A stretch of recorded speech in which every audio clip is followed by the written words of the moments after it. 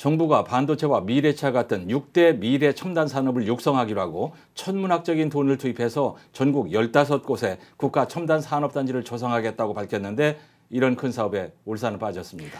알고 보니 울산시가 신청 자체를 하지 않은 건데요. 미래 산업과 관련해서 이렇게 안일하게 대응해도 되는 건지 비난이 쏟아지고 있습니다. 울산시가 뒤늦게 깨닫고 국토부에 다시 건의하겠다고 나섰지만 버스 지나간 뒤에 손드는 꼴이 됐습니다. 구현희 기자가 보도합니다.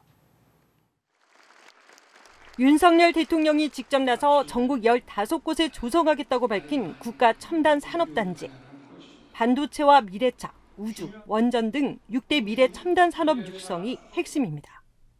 민간의 투자를 정부가 확실히 지원하지 않으면 안 됩니다. 2026년까지 민간에서만 550조 원의 투자가 이뤄집니다. 범정부적인 추진 지원단을 가동해서 이 중에 빠른 곳은 임기 중인 26년 말에 착공할 수 있도록. 하지만 천문학적인 돈이 투자되는 국가 첨단 산업단지 후보지에 울산은 없었습니다. 울산의 차세대 주력 산업으로 꼽히는 전기차 등 미래차와 수소, 2차 전지 등의 국가 산단이 모두 다른 도시에 들어서게 되는 겁니다. 일각에선 울산 홀대라는 지적이 나왔지만 실상은 울산시의 중대한 행정적 실수였습니다.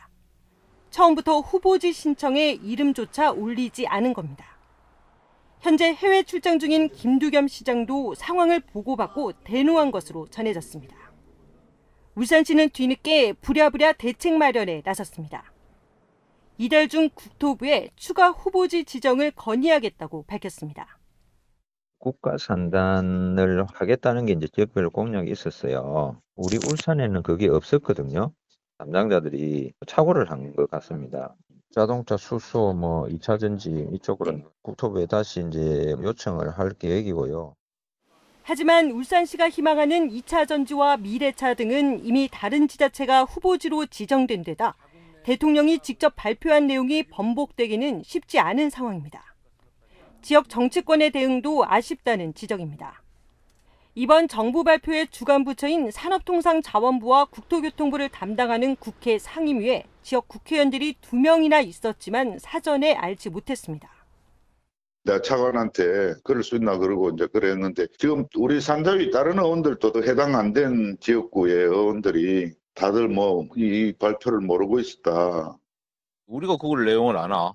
나도 그래서 한번 알아봐라 해놨어요. 울산에서 그런 계획을 잡아가지고 보냈어야 되지, 시에서. 그런 거 전혀 몰랐는데 뭐. 국가 첨단 산업단지는 스스로 패싱한 울산시는 얼마 전 차세대 리튬 2차 전지 분야로 국가 첨단 전략산업 특화단지에 응모했다고 밝혔습니다. 하지만 이번에 발표된 국가 첨단 산업단지와는 사업 규모나 지역 산업 생태계에 미칠 영향에서도 비교가 되지 않습니다. 더욱이 울산 최초의 여당 대표 배출로 지역 발전에 대한 기대감이 어느 때보다 높은 상황에서 울산 홀대로도 비치는 이번 첨단 산단 배제 사태에 시민들의 실망은 클 수밖에 없습니다. 울산시와 지역 정치권의 안일한 대응으로 울산의 미래 산업이 한 단계 도약할 절호의 기회를 스스로 걷어찬 셈이 됐습니다. JCN 뉴스 구현입니다.